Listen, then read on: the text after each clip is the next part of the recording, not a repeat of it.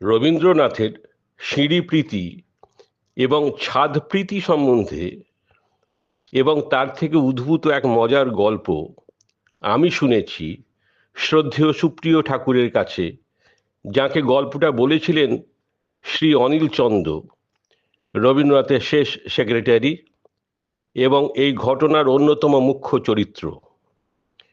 এই ঘটনার উল্লেখ তাঁর স্ত্রী, বিশিষ্ট লেখিকা এবং চিত্রকর শ্রীমতী রানী চন্দ তাঁর গুরুদেব বইতে করেছেন। একসময় অনিল এবং রানী থাকতেন শান্তিনিকেতনের কোণার্ক বাড়িতে। এই বাড়িটার ঘর বারান্দার মেঝেগুলোর এক একটার এক এক রকমের উচ্চতা।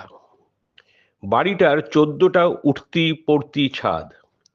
রবীন্দ্রনাথ বলতেন, এর ফলে সবসময় ছাদে ছায়া পাওয়া যাবে।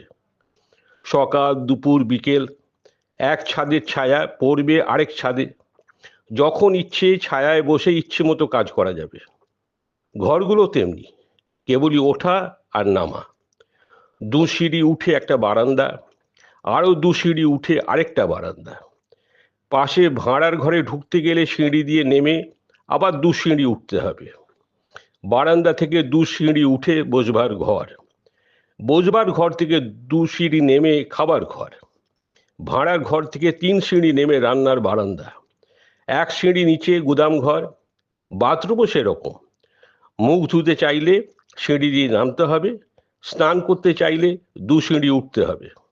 কোন দরজা দিয়ে কোন ঘরে ঢুকতে হবে সে এক পরম রহস্য, যেন একটা ছোটখাটো ভুলভুলাইয়া। তখন সবে অনিল আর রানী কোণার্কে এসেছেন। প্রথম রাত কাটলো কোণার্কে। পরদিন সকালে শিমুলতলায় বসে চা খেতে খেতে রবীন্দ্রনাথ অনিলকে জিজ্ঞেস করলেন, কি রে, নতুন বাড়িতে ঘুমটুম হলো তো ভালো?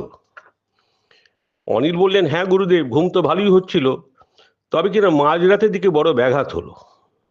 রবীন্দ্রনাথ বললেন, কেন রে? একটা চোর ঢুকেছিল ঘরে। বলিস কি, নিয়েছে কিছু? নিত প্রায় সবই, মস্ত এক পুঁটুলিও বেঁধেছিল। শেষে আমাকে ঘুম থেকে ঠেলে তুলে বলল, বাবু মশাই, চুরি করতে ঢুকেছিলাম, কিন্তু কোন দরজা দিয়ে ঢুকেছিলাম চিনতে পারছি না, আর কোন দরজা দিয়ে বেরোবো তাও বুঝতে পারছি না। বাবু মশাই, আমাকে মারুন ধরুন যাই করুন, বেরোনোর রাস্তাটা দয়া করে বলে দিন। হো হো করে রবীন্দ্রনাথের সে কি হাসি।